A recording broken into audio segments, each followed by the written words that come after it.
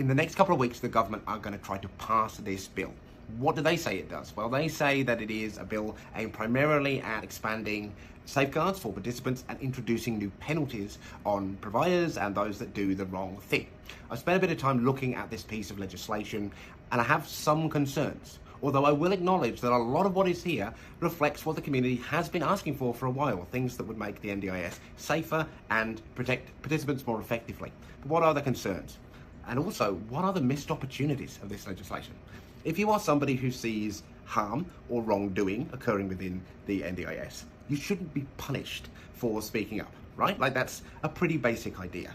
But right now, the NDIS Act, the law that establishes the scheme, is like the last law in existence at the national level that does not have comprehensive protections for those who are blowing the whistle, speaking up about the wrongdoing that they've seen.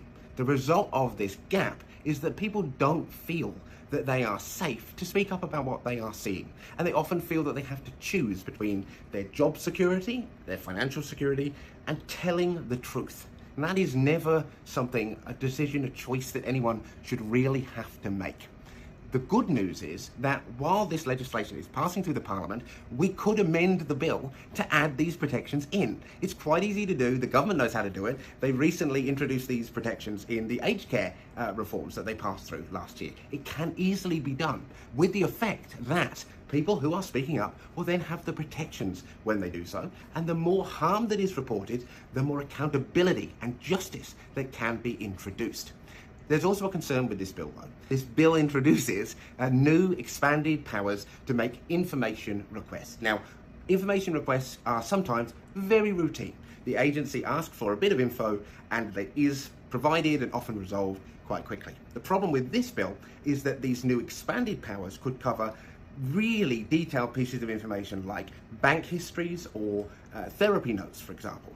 And there are not the limitations of scope or the privacy protections within this legislation that would basically keep people safe in that process and give them clarity about what they might be asked for.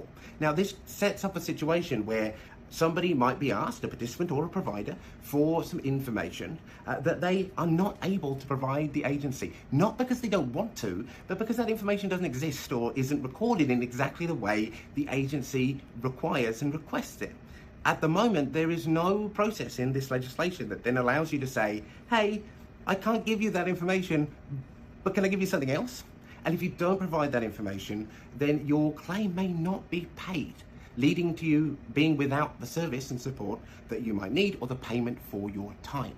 Now, this is a real issue and should be addressed in the bill. And I think if we can address these concerns and seize these opportunities to introduce some protections, then we can actually take this legislation and turn it into a moment where together we get closer to the safer and the fairer NDIS that we can all agree is needed.